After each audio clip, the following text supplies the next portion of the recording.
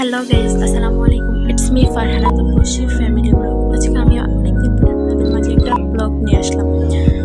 আপনাদের কাছে দেখাবো কীভাবে চটপটি বানাতে হয়। প্রথমে আমি চটপটি ডালগুলোকে ভিজিয়ে নিলাম, তারপরে এগুলোকে ভালো করে ধুয়ে সিদ্ধ করতে দিয়ে দিলাম। সিদ্ধ করে নিলাম। এখন আমি তার মধ্যে কিছু সিদ্ধ করা আলু অ্যাড করে নেব, তারপরে কিছু উপকরণ অ্যাড করে নেব। এখানে পেঁয়াজ কুচি, শসা কুচি, আলু, তারপরে টমেটো কুচি, ধনিয়া পাতা, কাঁচামরিচ অ্যাড করে নেব। এখন আমি এখানে চটপটির মশলাটা নিয়ে নিলাম, তারপর কিছু শুকনো মরিচ গুঁড়ি করে নিয়ে নিলাম, তারপরে দুটো ডিম নিয়ে নিলাম। তারপর এখানে আমি টক বানাবো, তাই কিছু তেঁতুল গুলে নিলাম। তারপর একটু চিনি নিয়ে নিলাম টকের সাথে দেওয়ার জন্য। এই তো আমি এই উপকরণগুলো নিয়ে নিলাম। এখন চটপটির সাথে অ্যাড করব। এই চটপটির ডালগুলোর সাথে প্রথমে পরিমাণ মতন সিদ্ধ করা আলু অ্যাড করে নেব। আপনারা চাইলে বেশিও দিতে পারেন, কমও দিতে পারেন।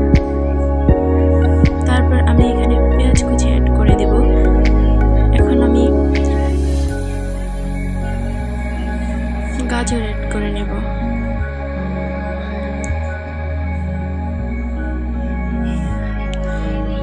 তারপর আমি ধনিয়া পাতা দিয়ে নিব পরিমাণ মতন।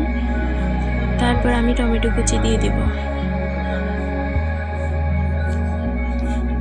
আপনারা চাইলে বেশিও দিতে পারেন, কমও দিতে পারেন। এই উপকরণগুলো আপনারা আপনাদের মন মতো দিবেন, যার যত ভালো লাগে সে ততই দিয়ে নেবেন। তারপর আমি দিয়ে নিলাম শসা কুচি, তারপর বোম্বাই মরিচ, তারপর দিয়ে নিলাম কাঁচামরিচ। তারপর আমি চটপটির যে মশলাটা আছে ওটা আমি অ্যাড করে নিলাম। তারপর দিয়ে দিলাম শুকনো মরিচ।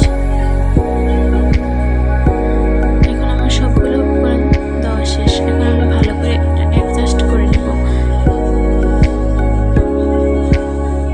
একটু ভালো করে অ্যাড করে নাড়তে হবে যাতে সবগুলো অ্যাডজাস্ট হয় ভালো করে।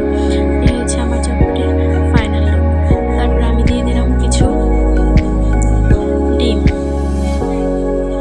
ডিমটাকে ভালো করে কুচি করে উপরে দিয়ে নিলাম।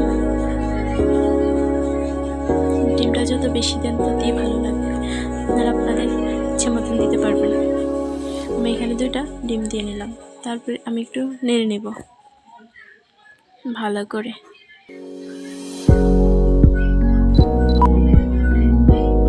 এখন আমি টক বানানোর জন্য যে তেঁতুলটা গুলে নিয়েছি তার সাথে কিছু টমেটো কুচি, কিছু পেঁয়াজ, ধনিয়া পাতা, শসা কুচি দিয়ে নেব। তারপর আমি কাঁচামরিচ দিয়ে নিলাম, তারপর শুকনো মরিচ দিয়ে নিলাম, তারপর কিছু চিনি অ্যাড করে নেব। এখন আমি ভালো করে নেড়ে নেব। অফ ক্যামেরাতে আমি একটু লবণে দিয়েছি, আপনাদের স্বাদ মতো লবণ অ্যাড করে নেবেন। এখন এখানে আমি কিছু ডিম দিয়ে দিয়েছি। আমার কিছু ডিম ছিল বাকি, এটা দিয়ে দিয়েছি।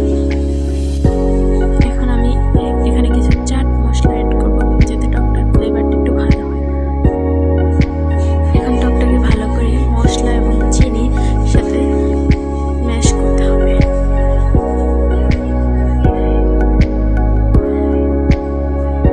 এই হচ্ছে আমার টকের ফাইনাল লুক।